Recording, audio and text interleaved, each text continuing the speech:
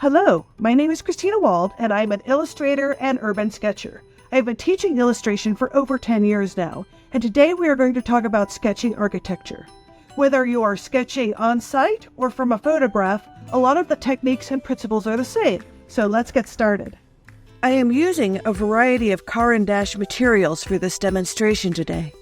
I will be sketching on their mixed media paper. This paper has a little tooth and does not pill or shred with a variety of wet and dry mediums. I will be sketching out the composition with their wonderfully versatile ballpoint pen, and I will be using their chromatic inks with their water-soluble Museum Aquarelle pencils.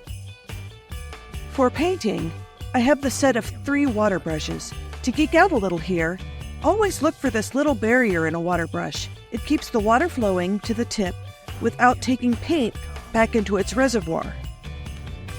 I will be adding those juicy highlights with gouache and a white luminance pencil. Finally, I will be using the Caran d'Ache palette on the textured side. So, let's get started. I am working from a reference photo today. I was in New York City last December and sketched Christmas trees all around the city. It is always a challenge to sketch on location when you are traveling a family and are on the go. I took a picture of this Rockefeller Center tree to sketch later. Sketching scenes like this can seem very overwhelming. Think about it as shapes and tangents rather than getting bogged down in the details. Rather than getting hung up on perspective lines, pay close attention to the negative spaces around the tree and buildings and where edges intersect. The great thing about sketching with the ballpoint pen is that there is a lot of flexibility in the line weight. I particularly like color pens. It adds to the rich color undertone in the final sketch. You can very softly sketch in shapes and then press harder to get a darker line for emphasis. Remember, this does not need to be perfect, as you sketch in details like windows, doors, and frilly architectural details. Don't panic when a line goes the wrong way or windows are wonky. There is no need to draw everything. You may want to add some details with the colored pencils and gouache. Now that the sketch is laid out and I'm happy with the details, let's add a little color. No matter where or what I am painting, I always have a paper towel to dab extra water. I am also using a water cup to really flood the brush if I need to, and to clean it between colors. That keeps everything bright and not muddy. As I start laying in color for the sky, notice I am not going to the edge of the paper. I like to practice vignetting for this type of scene, especially on location. This technique gives a dynamic shape to the composition, and when drawing on location especially, makes a composition look more finished, even if portions are unrendered when you leave. Make sure these edge shapes are interesting. For a cloudy sky, you can really play with the wavy, dynamic brushstrokes. I love to have a really turquoise color to the sky, and I am mixing it with a deeper blue that has a little more of a magenta hue to it. Phthalo blues pack a punch and keep a strong blue vibe even when mixed with other colors.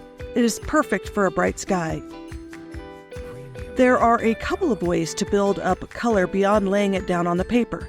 Notice I dab the pencil with my water brush to get a hit of color. Next, I add hits of yellow to the sunny face of the building. I am not coloring it in fully because I want the color to mix with the ink I add later and not be uniform. Now, let's get into this tree. I lay in the darkest blue I can into it. The colors where we add the lights have to be dark enough to make the lights pop. Since I will be painting the delicate green ink over it, I am only coloring the deeper shadows in the tree. Even though this is a daytime scene, we want to build a good value structure of darks and lights. Throughout the sketch, we are doing that with color temperature and contrast. Continue blocking in colors with the pencils. Again, consider deep darks against lights for contrast to really make them pop. Even though the gold statue of Prometheus does not glow, the darker negative space around it really shows it off. I am now mixing the colors of the pencils with the Chromatics Infinite Gray. It is magic for this type of sketch. It cools down the colors a little and deepens the values. It has a bit of a cool hue too, perfect for all this concrete. The yellows we laid down earlier brighten up the facade facing the sun, and I add a bit of ultramarine to make those darks and the shadows really rich. Whenever possible, use color rather than blacks to give your sketch a more sophisticated and appealing color range. At this point, back to the tree using delicate green ink. It mixes beautifully with the deep tones we laid. Keep working the dark areas, where we will be adding highlights so they are deep enough to make the highlights pop. As a finishing touch, I also added skaters, based on another one of my photos. Now to the fun part, adding all those highlights and little lights to the tree. I take the white luminance pencil and add some fine details, like the sparkly fountain water, railings, and some window details. Finally, it is time to break out that gouache and make those tree lights. Make sure you have the gouache fairly thick and tap, tap, tap the dots onto the tree. Tap, tap, tap. If the paint is too watery, it will not be opaque and will bleed a little. Don't worry about the dots being different sizes. This also gives depth of field to the lights. Add the final details and don't forget your signature.